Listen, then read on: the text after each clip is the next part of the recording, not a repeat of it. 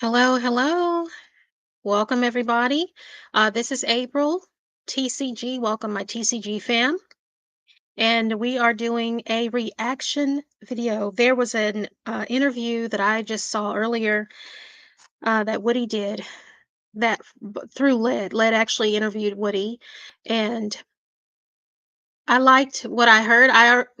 For those of us who are familiar with the state of Georgia, it wasn't surprising, but it was also very sad just to hear someone say it. So, yeah, I just came to do a reaction video and I want us all to chime in and speak with me. So, I'm just going to wait for some people to come in. Welcome, everybody. Come on in and let's do our reaction to the Woody interview that Led performed earlier. Really good video.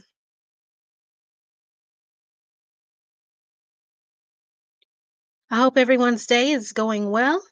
Mine is super so far. All right, let's just give it a few more moments. I know this is usually not TCG's time slot, but I wanted to just kind of go over, um, give our reaction before.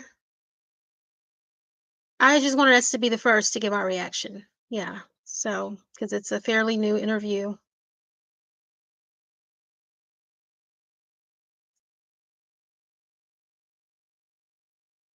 All right. So come on in.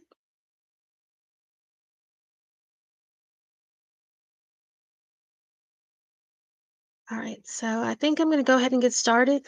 And then for those of you who may not have made it at the beginning, you can always play it back. Okay. So let's go. All right, so I'm going to pull up the video and we're going to do a reaction video. So let's go here. Let's get into it.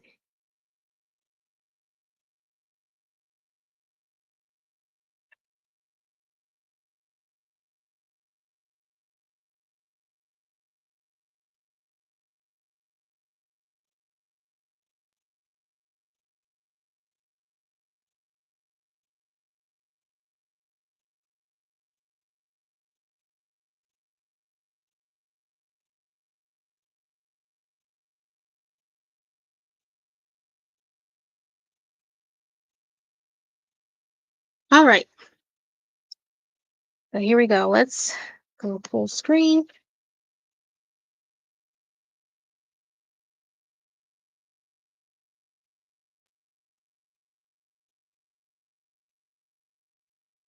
Let's see. Okay, ready. Everything's set up here. All right, we're going to go ahead and get into it.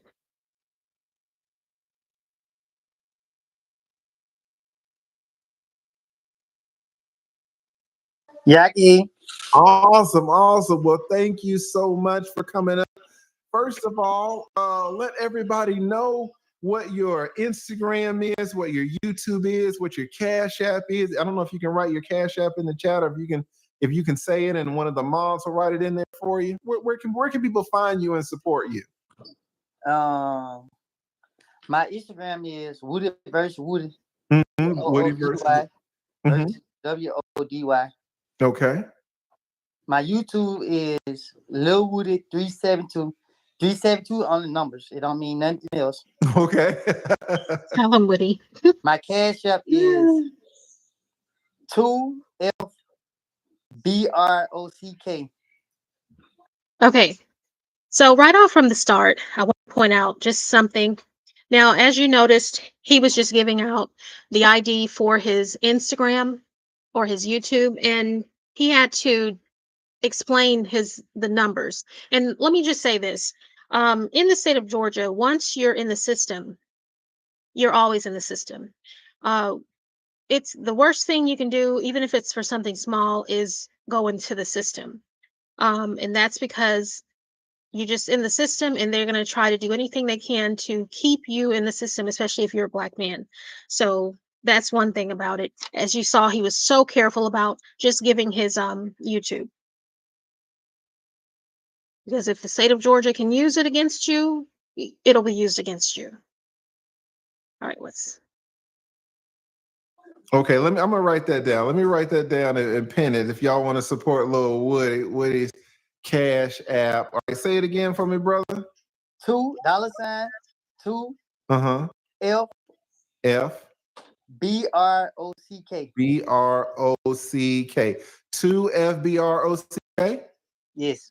Okay, that's Lil Woody's Cash App. If y'all want to support him, I'm gonna pin it to the top.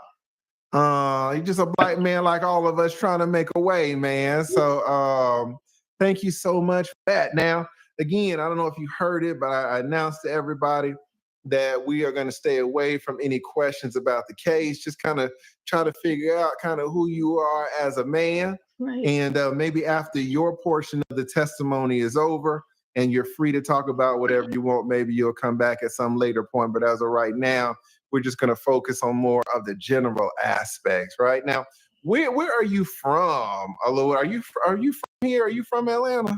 No, I'm from Canterville. You from? Okay. Well, all right. You're exactly right. Mechanicsville, but that's part of Georgia, right? I think so. You don't know if you're from Georgia, Woody? I'm only from Canterville.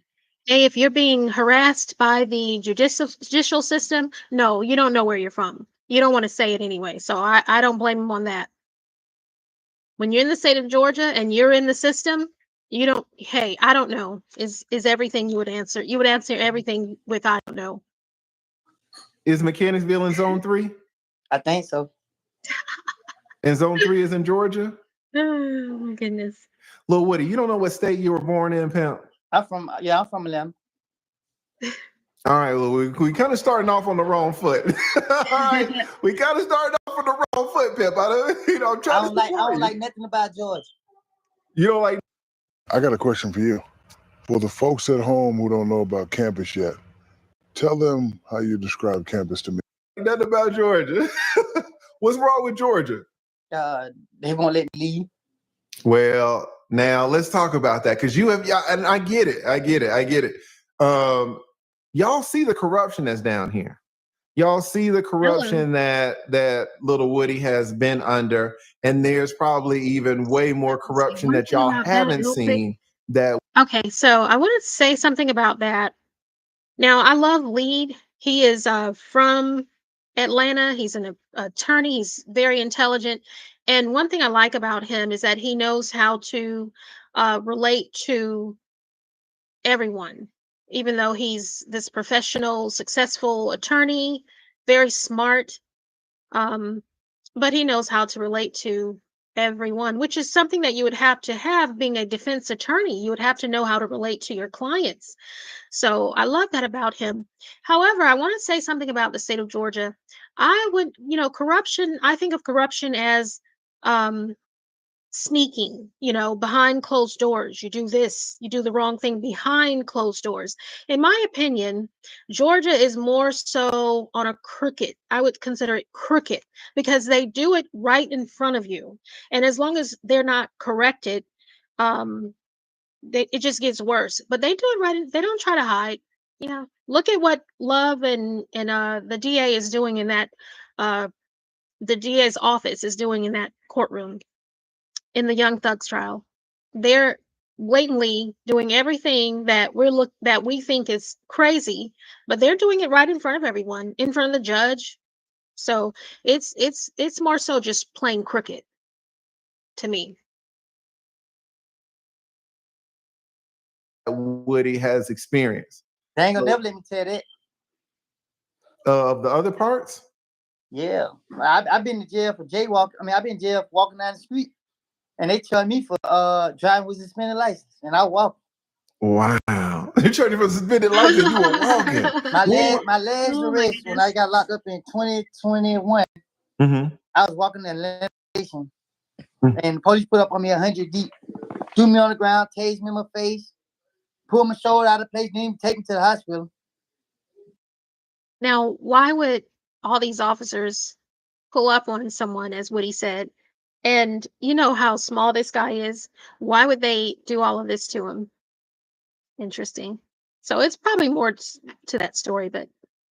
And then they told me I'm going to jail for driving with suspended license, reckless driving, and carrying a carrying a convicted felon by firearm. And you were just walking. Yeah, I went viral on social media back in 2021, and everybody see me laying on the ground. They had to go find the car. Wow. Yeah, man. Wow. They So, shot me with possession of a firearm that they found in the car that was somewhere else. so you ain't even have it on you. Nope. They said it was in the back seat, and the police said I was the driver, and they still charged me and made me plead guilty to it. And see, now you're really talking, because a lot of people think, oh, well, you should never plead to anything. But defendants and criminal defense attorneys, we all know so many times, guys, it's in your best, and this is going to sound bad, but so many times it can be in your best interest to plead to something as opposed to go to trial. Because if you go to trial and lose, the time that they're going to try to stick you with is insanity. Can you hear me? Yeah, we can hear. Can you hear me? Yeah, that may be true. However, if I didn't do something, if I'm being charged with something I did not do, I'm taking it to trial. So the only way I'm pleading is if I'm guilty of something, and I'm thinking in my mind, okay, well, no, I'm not pleading guilty if I didn't do it. That's just I'm not doing that.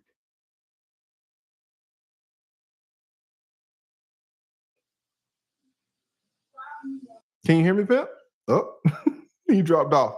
But I'm sure he'll click back on. We got our man Woody back. But yeah, Woody, like, so much about the corruption of the system that people don't get to see on a daily basis. And I mean, let's be fair, it's because you've had so many interactions with the police and the courts. Is that right? Right. So what they did was they targeted me. Mm. I've been in jail for shoplifting, and I ain't never been in Henry County a day in my life. They got you in Henry County for shoplifting? 2015. I was out on 2014 actually. I ran 4-wheelers and the police caught me. Said I had a warrant for Henry County for shoplifting. I'm like, shoplifting? That ain't my motto. My motto. Mm. No, I didn't mean. I ain't stealing out no store. They said I was stealing ink cartridges. I'm like, I didn't know what that was. Right, I was like, ink cartridges. Y'all gonna try to put some ink cartridges on Woody? Come on now. Yeah. And you know what? It was so crazy because when I went to court, I explained to the lady, like, I never even been in this county. It was so far away. I thought it was another state. Right. People like, well, they know it wasn't you, but it's a process you got to go through. But they offer you abandonment and 10 years probation. But if I was in jail, I would have took it. But by me being on the street, I'm like, I ain't taking that. Right. So I had missed court because they give, like, Henry County different from Fulton. They give you one piece of paper with all your court dates on there. And I throw the paper away when I first got out. So I missed court. They put an FTA on me. Mm-mm. So, when they catch me again, the lady, I called the lady like, hey, I missed court. I didn't know I had court, but I asked you, and you told me I had to go. So she's like, well, turn yourself in. So, people be talking. They don't understand, like, the power that these people hold.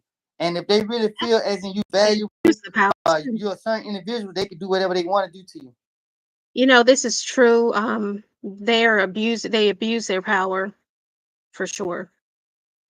Like, everybody want to talk, and you don't know. Like, I done been in jail for driving without license. I had my learners in my hand. Wow. And it was like 3:30 in the afternoon.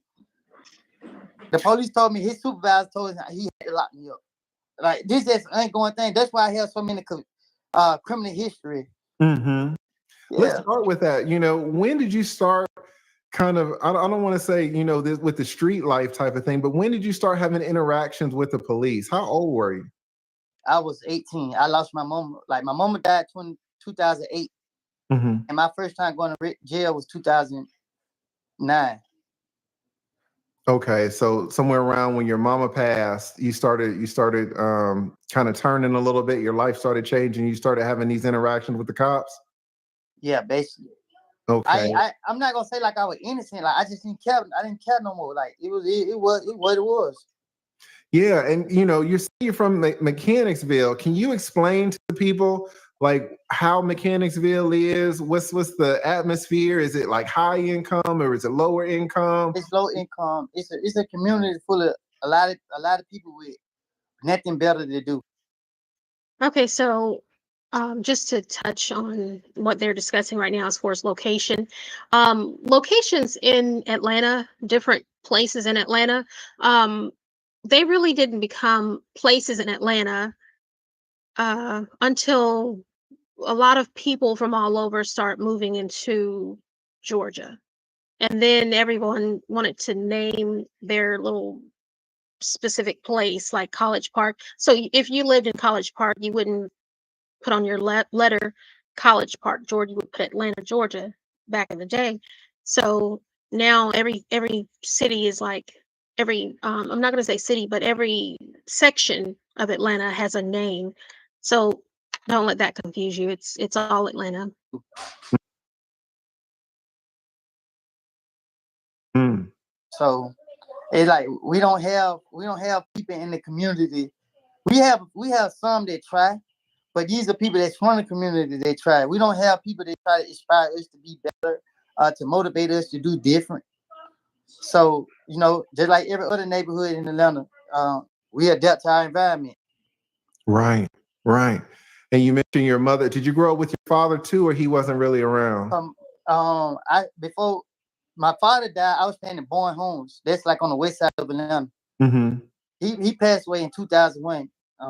And let me just say this about what he just said about the community and how in a lot of times in these communities, especially in the South, there's really not much to look up to. So, and then once like when it's sad to say, but when Black people in a certain community, when they make it out of the community, okay, so out of poverty, instead of giving back to their community, pulling other people out of the situation, they they tend to look down at the previous, where we came from. We tend to look down on it, or we just don't we hate on each other. So that's something that's probably everywhere. Black people, we're our own enemies, and that's just the truth. I think we hurt our own selves more so than anybody else. He died from cancer, but he also the moment he died, I don't know if he died from. But also, let me just say this. So, even though that is correct, you really have to at some point in your life, regardless of where you're from, you have to grow up and you have to want more for yourself because you can't always look to the next person to pull you up. You really have to find it within yourself because even if someone gives you a hand to pull you up, you still have to want something to get there. So From the cancer, but they had a car wreck and he flew out Mm. the window, so he was pronounced dead on the scene. Okay, in that was in 2001. 2001. And then, years later, 2008, I think you mentioned when your mama passed. Yeah, she died 2008. So you were around what, 18 at that time, and you didn't have any kind of parental support there after that. Well, actually, I removed myself from my family. Like I just took to the streets. When my Mhm. mama died, it was like I felt alone in this world. So I just went to the streets and started hanging with people and started feeling like they were my family and just started, embracing them as they was my family. Right, right. And were you able to finish high school, or that really didn't pan out? You won't even believe me, man. My mama died. She died 2008. I went back to school on the first day back after summer, and as soon as I walked through the door, they took me in the office and told me that I'd been expelled. Really? The What first grade? day back. What grade was that? So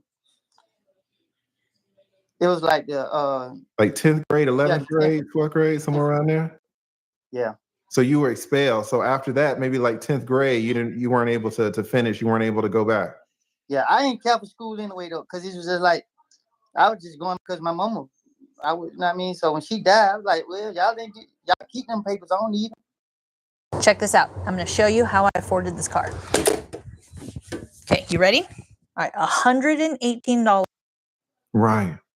And so then what were you doing in 10th, 11th grade? You know, what was your life like if you weren't going to school?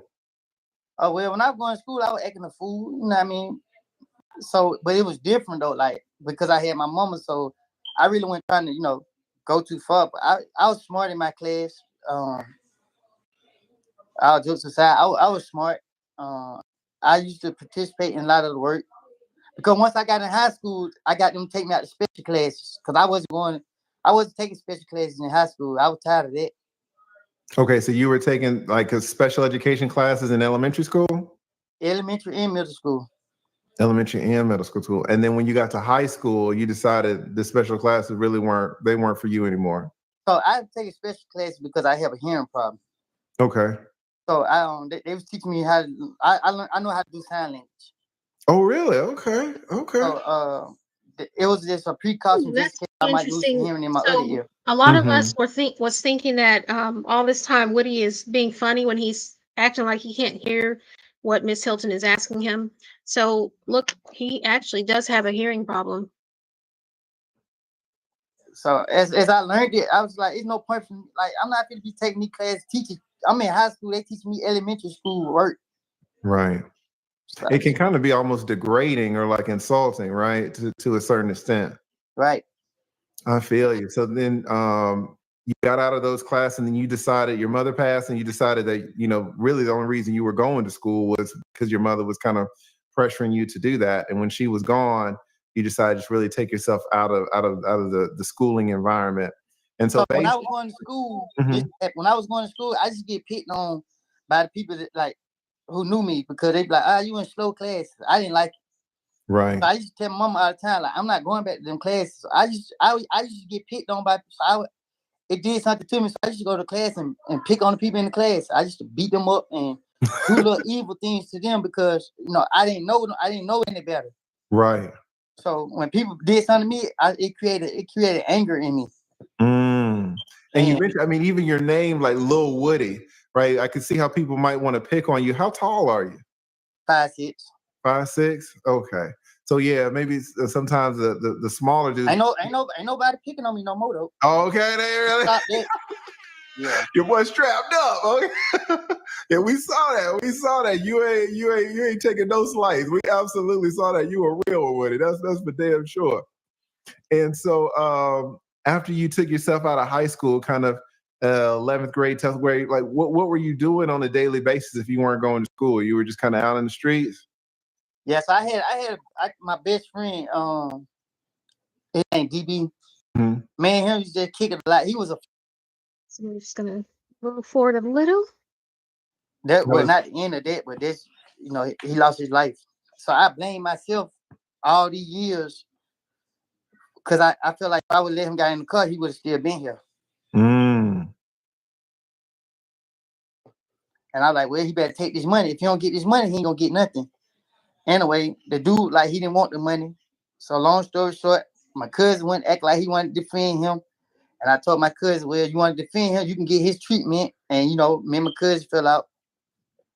And, DB was like, he didn't want nothing to do with it. He ain't picking my side, he ain't picking his side. And me, I was an angry bird. So I was like, well, you did just pick your side.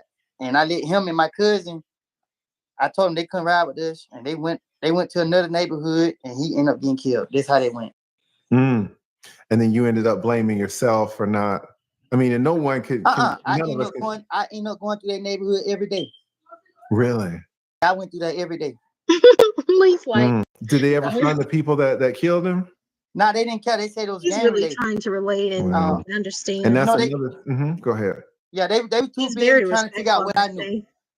Because whatever leads they were getting, they was already getting rumors that I had already been through there. Yeah, and this is another thing too, talking about the corruption. Sometimes police officers are very interested in solving a case, and then sometimes they're not interested at all, right?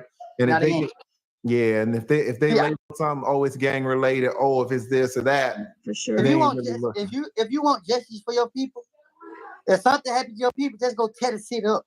They're gonna make them investigate then. when the streets get hot, that's when they're gonna start looking. Yeah. Okay, so that was in your early teens, or that was in your late teens, and then in your 20s. How old are you now? Anyone with $10,000 or more in credit card debt or personal loans may qualify for help from National Debt Relief. Minimum payments could literally keep you. Okay. Would he just have to think of how 30, old I'm he is? 32, I Oh my goodness. think. 32? Okay. Yeah, I born 91. Okay. So then in your early 20s, you were having more interactions with the cops, or kind of what was going on in your early 20s? In my early 20s, I was in the feds. The feds. Okay, what happened to land you in the feds? Well, my name's at the top of the police radar. People was calling police on me every day. Everywhere I went, they was telling police I was doing this, I was doing that. All right, well, let's stop right there, because when you say that your name is at the top of the police radar, like, how did it get there? Because usually, you have to. There's a reason why cops start to focus on you, right? How did your name get so hot in the streets where cops were hearing about you? Well, Because once you're in the system, you're always in the system. That's just how it goes in the state of Georgia. let's just say, if you don't bother me, I don't bother you. Mm-hmm. And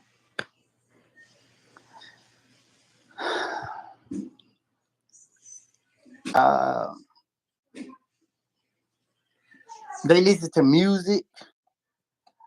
So many people didn't like me, and they feel like the best way to get rid of me was to put the police on me.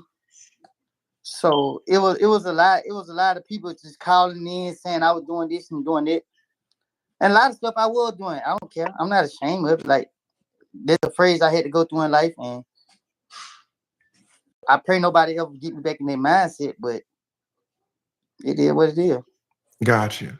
So you were doing some things, and people weren't liking it, and people were reporting you to the police. You started to develop a reputation with the police. Is that right? Well, actually, I already had a reputation, but not with the police. I had a reputation in the street.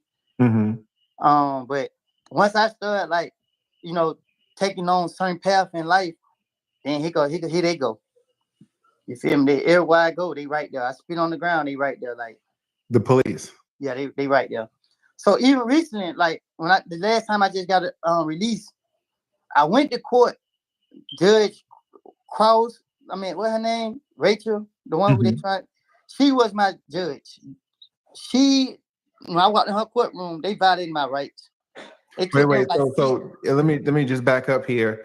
Judge Glanville was the judge on this whole Young Thug case, and then Brian Steele. We've read all these motions, guys. Everybody's trying to get Brian Steele off the case. I'm not Brian Steele. Everybody's trying to get Judge Glanville off the case, and so now this case has been assigned to Judge Cross. And what you're saying is Judge Cross was the judge in your most recent criminal case, apart the from last one I just got out on. Mm-hmm. What was that about? When I got locked up in the land station, they put a firearm, they put a gun on me. Oh, that one. Okay. And so Judge Cross was the judge for that. Yeah, I never seen this judge before. I never heard of her. It was my first time going to front of her, and she be like, "I know who you is." Really? I'm like, "How you know who I am?" So I don't know what type of story they got of me on in that courthouse. But my lawyer, Melanie, he came through. He got me that bond. Mm-hmm. And the prosecutor, they tried everything in the power to get them to deny my bond because they really were holding me in jail. They wouldn't let me out. So he's a gang member. He's this, he that. The judge like, well, y'all didn't do y'all part. I gotta give him a bond. So like, well, can you give him house arrest? Can you give him curfew? The judge like, no. Now pay attention to what he just said. Once you're labeled something with law enforcement, that's what they see you as. They don't see anything else. So whether you grow up, you make changes in your life, that's not what they see. They've labeled you, and they stereotype, and they just feel like, I guess, once a criminal, always a criminal, or once a banger, always a gangbanger.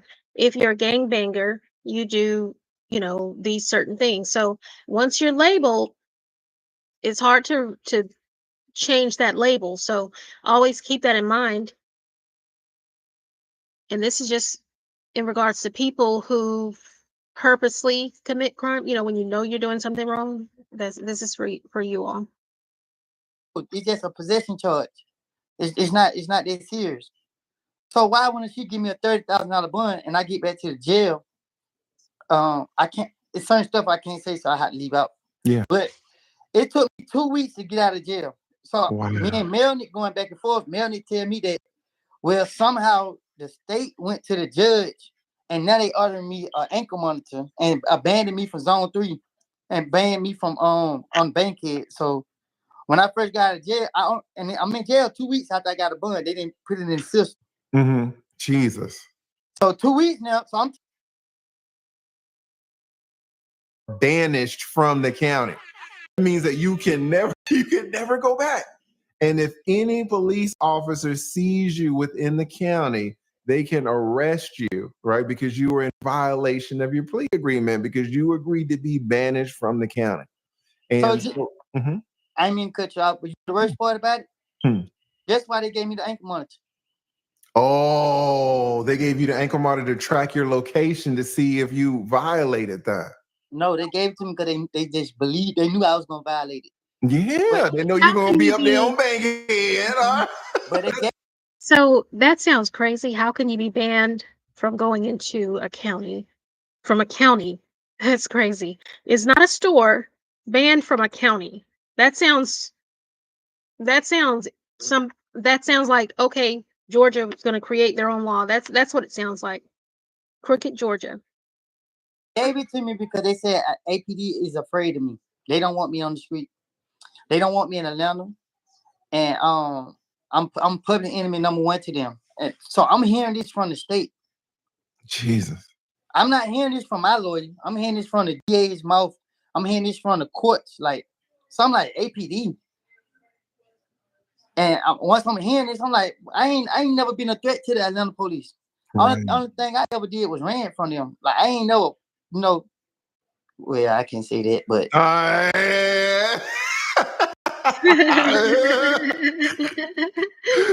right, but it shouldn't be, whatever you've done shouldn't rise to the level of scrutiny of attention that you're getting from them. Like, you're getting way too much heat. Is that what you're saying? Yeah. Like, they had I seen, like, I was somewhere the other day and they saw me, and you know what they did? They put up like 10 cars and just sat there and just watched me. Jesus. So I pull out my phone and start recording them. Like, okay, they about to harass me, y'all.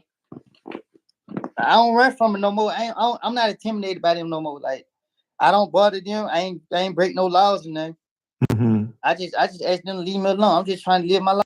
Live your life 100%. Oh, we lost him again. I wanted to ask you, I don't know if you can still hear me, but you mentioned that you went to feds. Are you there? I see him trying to click all the buttons. Oh, he dropped off. He will probably he'll probably link back, come back in about 20 seconds. We got little Woody back. Thank you so much for coming back. And I know sometimes with this live streaming, so many technical issues. So thank you for being patient. Sure. So you mentioned in your early 20s, I mean, you were in the streets and then you went into the feds? Yeah. Okay. What landed you there? What was going on then? And this is a closed case, right? So you can kind of talk about it. Yeah, I can speak on it closed. Okay. All my cases are closed out. Can't nobody do nothing to me but put fake charges on me. That's all they can do. Gotcha. Yeah, what happened when you were with the feds? Somebody called a tip line, told them I had a machine gun. I was in the recreation center. Oh, you were in the recreation center with a machine gun? That's allegedly. They police were watching me, and I was in my neighborhood playing basketball. They see me with a bag in my hand. They automatically assumed it was a gun in there because all the things that been going on in the street, they didn't like the way I was walking up the street, like I didn't have a can of water. So they called the tip line on me, acting as in they're civilian, and they come in there and get the bag, and they say they found a gun in there. Well, they did find a gun. I'm not gonna say they found a gun. And they didn't know. They didn't have the camera to show that I brought it in. So what they did was they took me from one place. They took me from my neighborhood because all the people started, screaming at police, throwing rocks at the cars and stuff. Wow. So they took me from right there and took me to turn the field. Mm-hmm. And Oh, we lose that boy. You know, y'all thought I was struggle streaming. All right, y'all thought I was struggle streaming. All right. And again, somebody says, Woody, stop talking, guys. You are allowed to talk about your past stuff. I mean, he already went to jail for it. All right. He's already served his time. And that's the problem, guys. Some of y'all won't let people acknowledge that they've made mistakes and they've paid their dues. And this is, I think, what you're going to hear from Little Woody. Sometimes if you're a convicted felon, your past is used against you. When you've already closed it out, you've already paid your debt to society. So it's helpful and it's instructive for you to be able to talk about these things. Maybe you can change some lives from other people. Y'all heard that Woody wants to start a, what do you call a nonprofit? I think you guys can read between the lines that, you know, Woody's been hot in these streets for a while and he's gotten to a lot of experiences. And Lord knows that some of the experiences that he's had can help shape other young men. You know, Woody himself, I think he said his father passed away when Woody was young. And there are a lot of young men who are looking for older adult guidance, particularly for men. So this can be very helpful, very helpful. Let me bring our man back on. Woody, I saw your camera, but I think it just cut out. Are you there, Woody? Woody?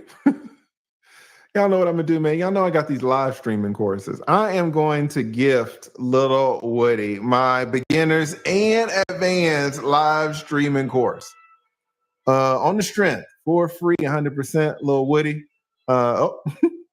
Email me, Lil Woody, because I think that course would help you out a lot. So I'm gonna give you the beginners and the advanced course for free. But one of the things, Woody, we got to get you off that phone, pimp. All right, we got to get you a laptop or a desktop, but at least a laptop. We got to have you come in on some Ethernet. All right, you're doing the Wi-Fi stuff. All right, but I'm gonna hook my man Lil Woody up. Here he is again. All right, so you mentioned. Oh, can you hear me? Yeah, I didn't know you had did it so fast. Oh, my bad. All right, so you had mentioned that there was an incident with the at the recreational center with the machine gun. The cops got you for that. Did you end up taking that to trial, or you ended up pleading that? Well, I was going to trial for it, Mm-hmm. so I had to fight two. I had to fight two federal defenders. Jesus. The first federal defender came. He was like, "Oh man, this case is bull. It's trash. We're gonna beat it. Mm-hmm. Everything the cops did was illegal, whatever." So the secretary came to see me. He was like, "They want you. They want to talk with you. They want you to cooperate." So I said, "What is cooperating?" He said, "I don't know. They want information." I said, "Well, I don't know nothing about no information." Like I told him out the rip, like I'm a liar. You feel me? Like so he was like, "Well, they believe you got some valuable information." Long story short, I told him I don't know nothing. This lawyer behind my back and went to set up a profit. So I got a court day. I go down there and I see all the police that lock me up. Instantly, I get mad.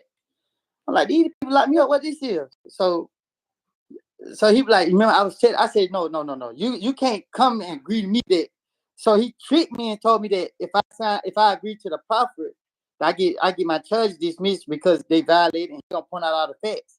Mm-hmm. But the proffer really was a meeting with and all the investigators and stuff. So me and him get an argument in front of them. I told him he fired. So I went back to the jail. So your initial attorney, and when you say a federal defender, this is someone that the state gave you, the state gave you to represent you, right? In your federal the United States gave me. The United States. Yeah, you gotta be specific when you talk about federal. Okay. So the federal government, because it's a federal case, assigned you a federal public defender. Is that correct? Okay. And the federal public defender entered in and, started talking immediately that this case was BS and you could beat it and this and that. But the federal defender wanted you to cooperate. Right. That's everything he kept saying. So now it's like it's me and I'm in the feds. So I'm like, I never think I'd be in the feds. I didn't even believe the feds were real at this time. Mm-hmm. And how old were you? Do you remember? Were you in your early 20s when you? Yeah, I was in my early 20s. Okay. Like in 2015, I was like Yeah, I was in like 22, 21, something like that. You were young.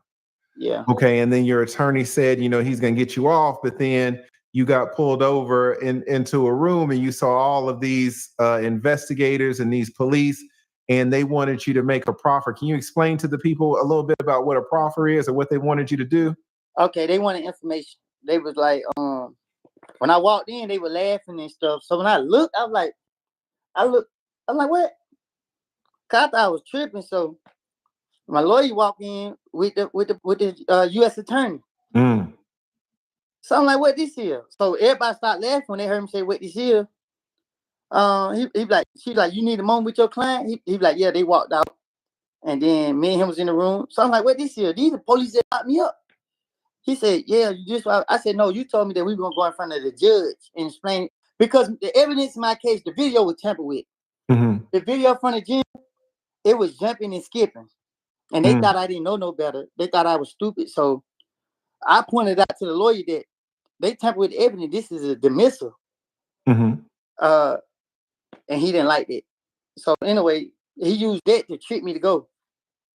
This is why I stopped shopping on Amazon, and you should too. Don't spend another dime on Amazon until you watch this first. Watch this. I can show you how to get the sweetest deals online when you shop from major retailers like Amazon and Target. You can drop prices automatically. I can show you how, but I can't do it for you. People are saving real money doing this. $160 million in the last year. Across thousands of different retailers, you'll immediately see this. See what I mean? You'll see better prices you had no idea existed. And you don't even have to ask. They just show up automatically. Download this free tool that'll give you access to the deals. Just click, click. Done. That's it. Simple. It takes all of 10 seconds. And there's no need to enter any personal information. There's no technical mumbo jumbo. It's that easy. What are you waiting for? It takes less than 30 seconds to start saving. And this is all 100% free.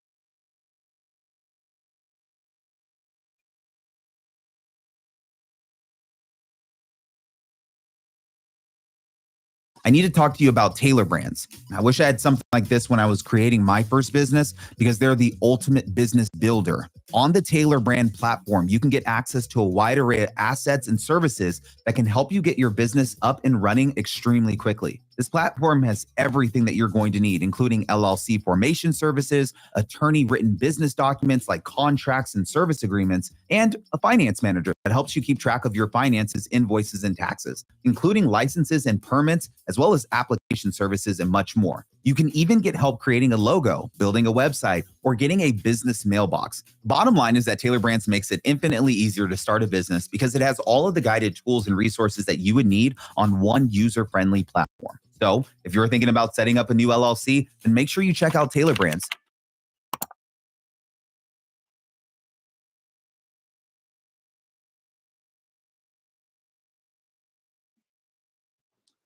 So we was in that, or he like, if you get them whatever information they want to know, they can sweep this case under the rug. I don't have any information.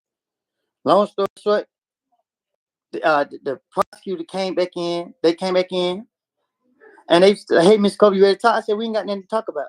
So he really tried to convince me to talk to them. So I'm like, I don't got nothing to talk about. I lied and I made this stuff up, and you see what it got me to. It got me in the feds. So anyway, So that was your first attorney? yeah, that was his name, Robert Mack. Okay, you pointing him out now. Point him His out. name Robert Mack. He's a judge right now, I think, in Clay County. Oh, really? He does Yeah, that. black guy. Wow. Yeah, That's crazy. I seen him fire on the side of the road, but I had to leave because I didn't want to, damage it, and they tried to lock me up for it, so I just left. But that was my first attorney, Robert Mack, and then my second attorney was. Wait, let me just jump in to highlight this, guys. The attorney, the federal attorney that Woody had that tricked him that tried to trick him, that tried to go in behind his back, pure corruption, is now a judge down here. Is now a judge. Y'all see how deep-seated this corruption down here can be. So that was your first attorney on that case. And then so you fired him, you told him you fired, and then you got another one. Right? I had to lie on him. Hmm? I had to lie on him. He wouldn't get off my case. Really? Yeah, I said something that was inappropriate. And no, I'm lying. That's the second. So I fired 2 lawyers. The second lawyer I lied on. Okay, what happened with the second lawyer? Okay, the second lawyer, our first time meeting, he came, he said, I read the letter, what you said about the last attorney. You don't have to have trust issues with me. Mm-hmm. He said, but first thing first, let's get it out of the way. Did you do this to such and such? And instantly, right then and there, I knew it was a problem with him. So I'm like, bro, I'm locked up for a possession of a firearm. We ain't gonna talk about nothing that they ain't charged with. Mm-hmm. So I had somebody, I can't say too much, but I had somebody I used to talk to. Okay, so this is I did a video a long time ago about public defenders. This is something I don't know about anywhere else, but I know in the state of Georgia, the state's workers, so attorneys that work for the state, whether it be the prosecutors or the defense attorneys, which the defense is going to be your public defender. So they all work for the state. And that's what I was saying in a previous video.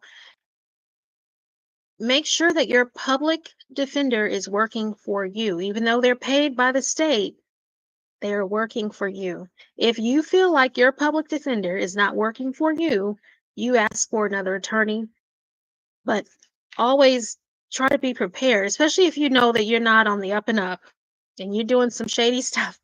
Be prepared to get you a lawyer, to pay out of pocket for a lawyer, because those, you know that that lawyer is working for you. You know, they want the money. So, And that person was very intelligent when it came to law. And I used to have him in my ear, so he used to teach me how to case study. He used to teach me how to understand things. I had him to write letters to the judge on my behalf as me to fire these attorneys. Mm. And I was explaining to him what it was doing, and he didn't like it. So long story short, the second attorney, I pointed out all the things he was doing wrong. I really beat my federal case, but it's due to the fact the lawyer was smarter than me. So he'll argue this point right here and let this point fly through so that they can have me. Mm. So I wrote one lawyer trying to fire him, but when I was trying to fire him, I said, I don't trust my attorney. I feel like he is working with the U.S. Attorney Office, and he's trying to help the police about cases and charges that I don't got pending. And every time he come visit me, he talk about cooperating.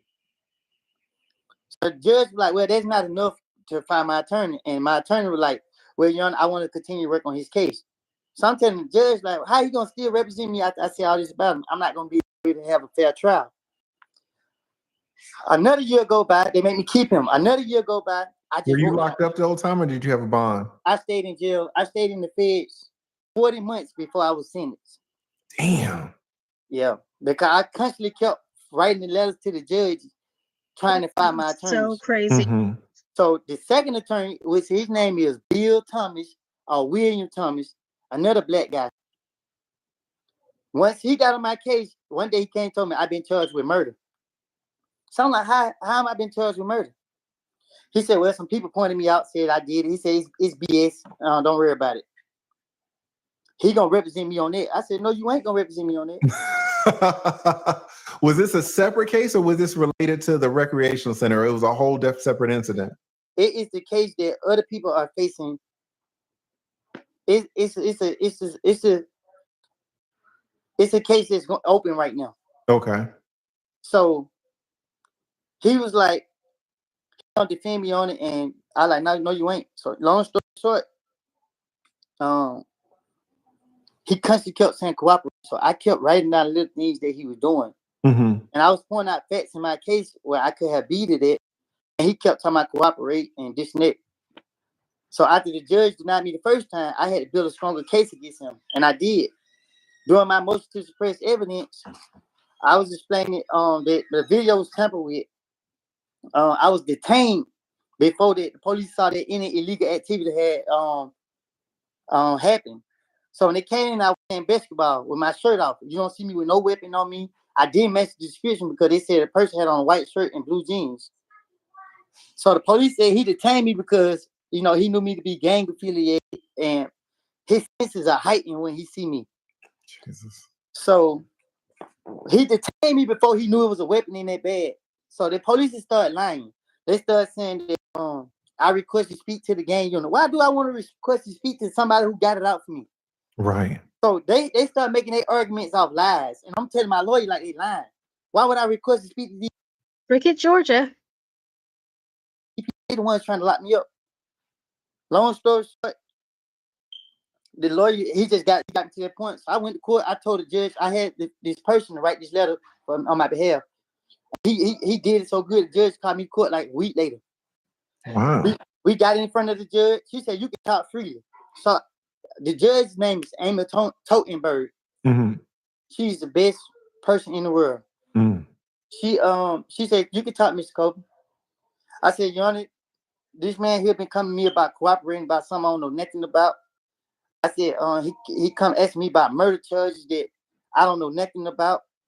And then she was like, okay, Mr. Copeland, but those ain't reason to fire your attorney. I said, well, one day he came and saw me and he rubbed against my behind.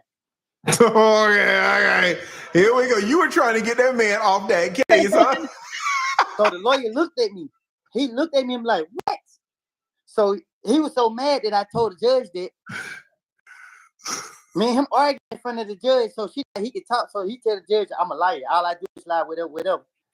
So the judge take her glasses off. She like, Mr. Copeland, are you serious? I said, Your Honor, I don't want to press charges against him. I forgive him. I prayed about it. I forgive him, Judge. I should have pressed charges against him. But I said that, we arguing. I told the judge, you just need this much brain to defend me on this, to represent me on this case. I said, he don't have any. The video is tampered with. He arguing I did not abandon the bag by leaving it on the side. Instead of the fact that I was detained and placed under arrest before the police even knew it was a gun in the bag. That's when my constitutional right was violated.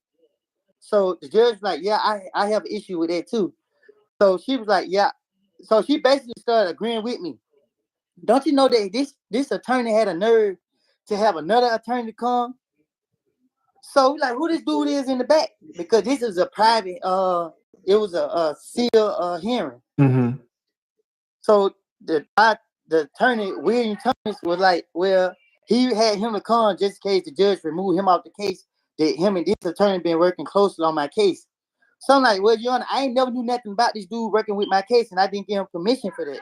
Right. And if I'm having issues with him, I don't want him representing me either, because they are both trying to make me cooperate with this U.S. attorney. Mm-hmm. So the judge like, yeah, she like, I have an issue with that because she decide who my case gonna go to. Mm-hmm. So finally she got him out the case and told the other dude he can get on up out of here. And I got another lady, Sarah Lynn Smith. Okay, and let's just jump in for a second now. When you have these federal defenders, I mean, you were young at the time. You're 21, 22, so it's not like you had a lot of money to be paying lawyers, especially for a federal case. Because guys, lawyers, it's not like a menu at a restaurant. We don't all have the same prices. You say, well, Lead, how do attorneys come up with their prices? Honestly, guys, tell you the truth, we just make them up. And we just make them up out of our heads. And if you come to me and you look a certain way with certain charges, I'm gonna give you one price. But if someone else come to me and they look a certain way with the same charges, they're gonna get another price.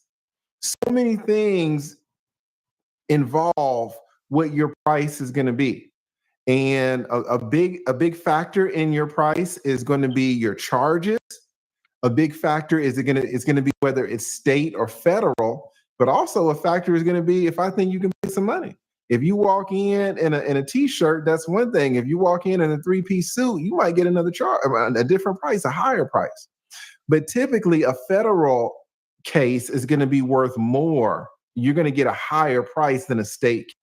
Did you know you could be entitled to a 5- or 6-figure payout if you were in a traffic collision within the past 2 years? Case.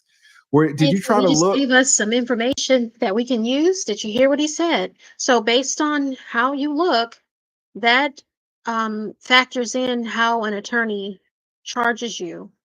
So if you look like you have a lot of money or money, then they're gonna charge you more than that person in a t-shirt. Interesting. Little Witty, for any attorneys, any private attorneys that you could, or you just knew that you were never going to be able to pay that type of price? Yeah, I didn't have no support. I didn't have money to go commissary, so it wasn't even gonna be no. It wasn't even. And in the feds, you don't even need to pay attorney. You just need it because the public defender, the federal defender, they're gonna be better than most paid attorneys. Paid attorneys are snakes. If you ain't got no relationship with them, a good bond with them, you just can't hire any lawyer. True. True. Some of these lawyers out here are gangsters. They'll take your money faster than any street ninja. They really will. They really will. And it's harder to find attorneys who are good at federal law than attorneys that are good at state law. A lot of attorneys are good at state law, but when your case is federal, you got a much smaller pool. But And the difference about the difference about the federal, right? Federal go more off the guidelines. yes. So it's easy to fight a federal case as long as the feds ain't been investigating you. So if the feds adopt a state case, like they pick up a state case, you can beat it. Because the state, they just do anything. But if the feds investigating you, then you might as well just go ahead and lay down. Well, see, I think you're right. And I think that's what your federal defenders were saying.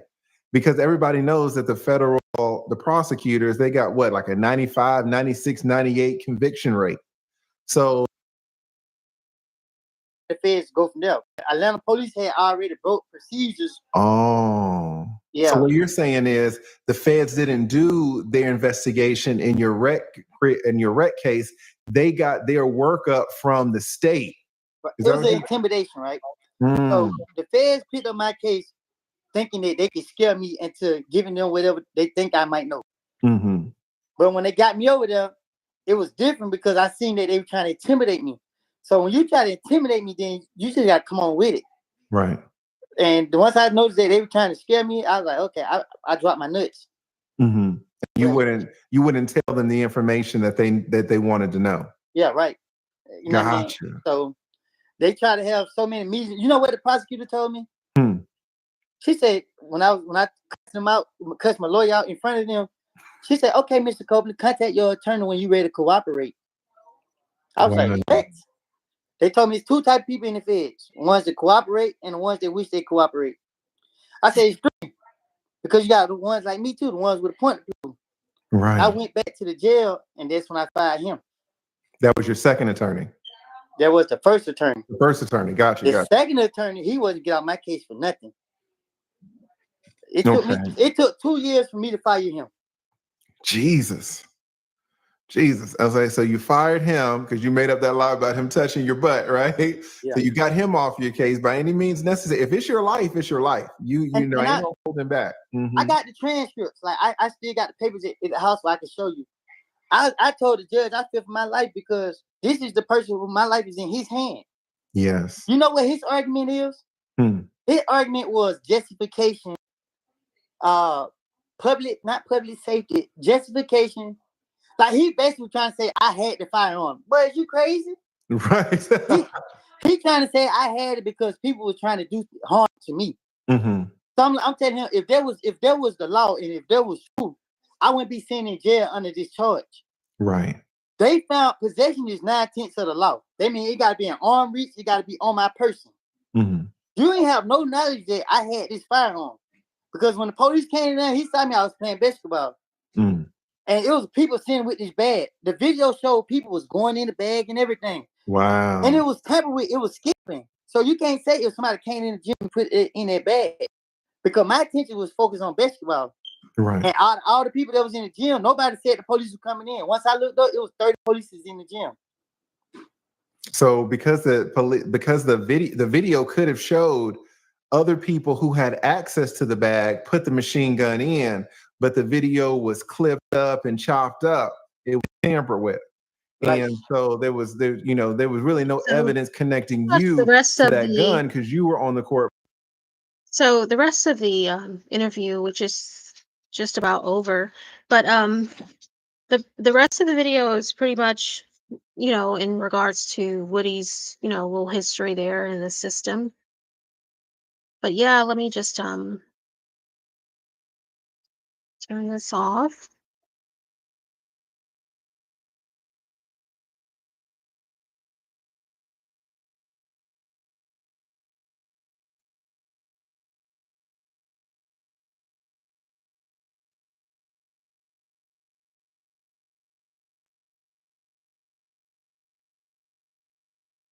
Okay.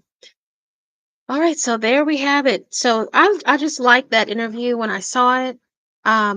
There's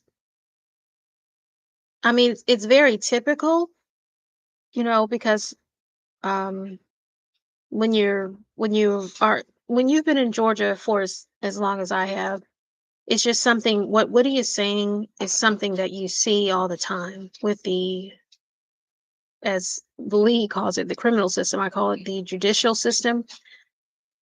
It's crooked. They do what they want to do, and that's my dog. They do what they want to do, and that's just it. They make their own rules, make their own laws. So just try not to get into the system. So yeah, I just wanted to touch up. I just wanted to do a reaction video on that interview.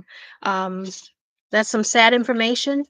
And hopefully, after this situation, I think that Woody himself, um, he's still young, hopefully he's learned, and it seems like he's ready to, change his behaviors, because it's just going to keep landing him in the same situation, which is in jail. So he's from what he said, it's like this young man has spent most of his time in prison. And that's because once you're in the system, it's hard to stay out of the system. They don't listen to you when something comes up and your name is involved. If you're in the system, they're gonna put you right in the jail. So it's like you're guilty until proven innocent versus the other way around. Yep, yep, yep. So yeah, I just wanted to just go over that and do a reaction on Leeds attorney interview, of Woody. I thought it was one of the better ones that I've seen. Um, a lot of people are using this guy Woody, to make money off of him. The lead, I think he really was genuine with his interview, and I would definitely hire the lead. I think he's retired, if I'm not mistaken, but if he was an active attorney, that would be an attorney that I would hire because he seems to be for, the person. Um, these other people that keeps having Woody on their channels interviewing him is, to me, in my opinion, is just for the money. They don't give a crap about Woody, so they're just making a fool of him, and I hope that Woody is careful, with what he's saying, because like I said, these people do not care about him. And he seems street smart, so he's probably just making his money, being careful with what he says, making his money off of the situation also. So hopefully that's what he's doing, and he knows what he's doing and not saying too much. But yeah, thank you all so much for watching. This is April, the Cool Gardener. April TCG fam. I'm out. See you next time. Thanks for watching.